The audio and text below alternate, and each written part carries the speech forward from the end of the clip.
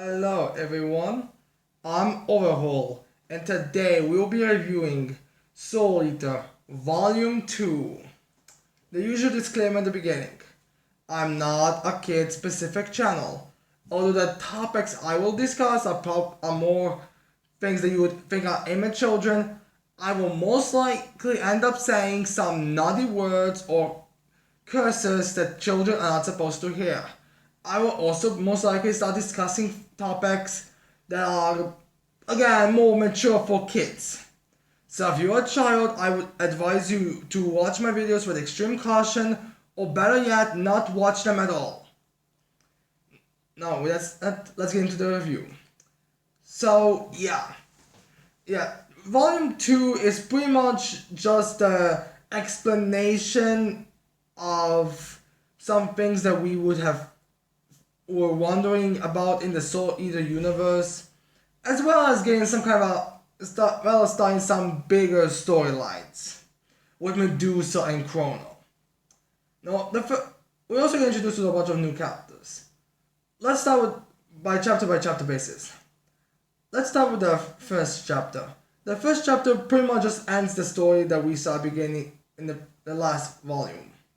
We get introduced to Stain, and we get kind of feel for his character. And I also feel like the point of this was to establish wavelengths, which I don't believe were established in previous chapters, although I might be forgetting if they were. As well as basically to set things up. So let's start with Stain.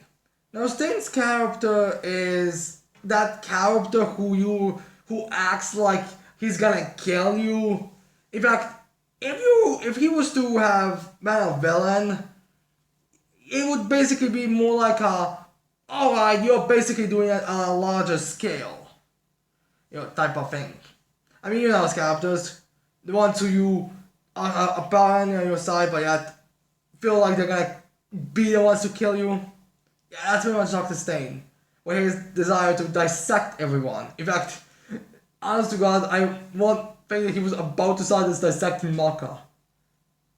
In fact, that comedy joke at the end of the chapter might act when they say, "No, we're not staying in your house," might actually be the way to get Maka to dissect her in her sleep, since we find out in that chapter that he did that to Spirit.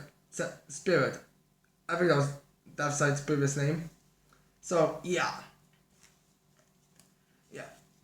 So that's pretty much what we get, and we also get. I also feel like this chapter was more to have it established that yes, the heroes are powerful.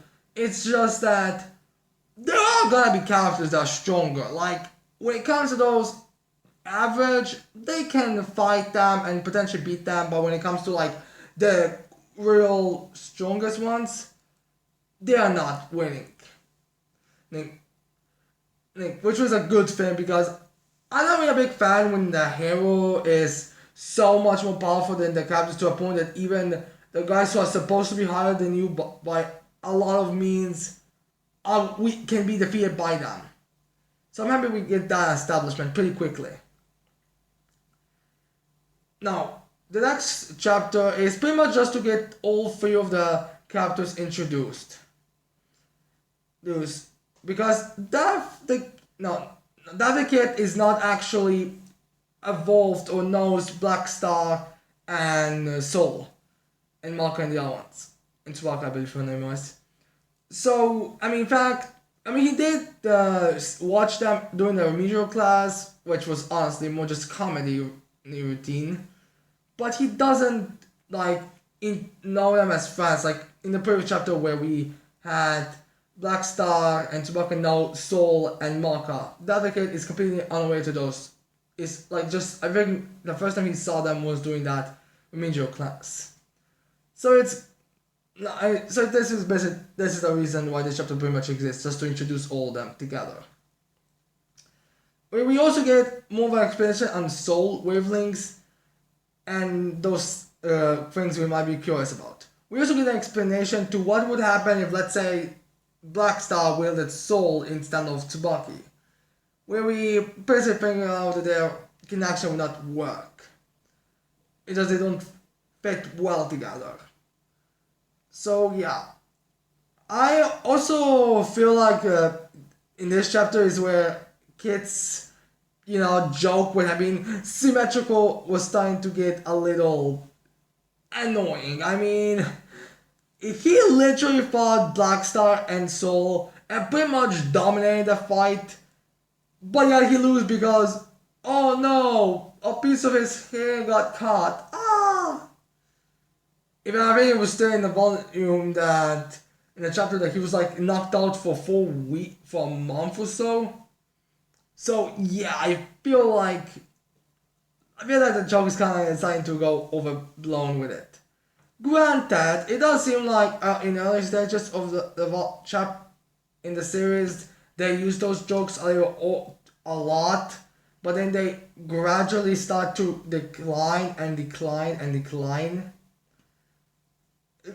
which makes sense, if you ask me. Because early stages, it's more happy and go-lucky, but later stages, yeah, it gets more serious. But yeah. Now the final two chapters are basically showing us that who are gonna be the main bad guys in this first part of the story, which are Medusa and Chrono. Let's start with Chrono. Now Chrono, he, honest to God, throughout the entire two chapters, it seemed kind of obvious that was he going to get a redemption. Spoilers, as if you need a spoiler for that. But yeah, it was pretty obvious that he was going to be redeemed. I mean, you can tell by just the way how he's being bullied, the way how he speaks, basically everything. He just acts like someone, like this is clearly a kid that's, it just clearly needs someone to show him the right way. In fact, even the fact that he has no idea what the heck, even the whole Duff's overeating is outside, like, you have to. And we also have Medusa, who, outside of her character, which I do like, I like how she's this intelligent and then staying out of the battles and orders. I like how she's like the first real witch villain. It's a real big threat. Because in the previous ones, we had Blair, who turned out just to be a cat with a high amount of magic. What was that little witch name?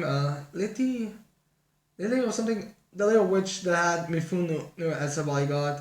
She was basically it was just a punchline. Oh yeah, this witch is actually a child. And then that other necromanting witch, that was basically just a joke. Just to get that, just to show off how crazy powerful kid is. So, yeah. Medusa was was pretty big of a threat.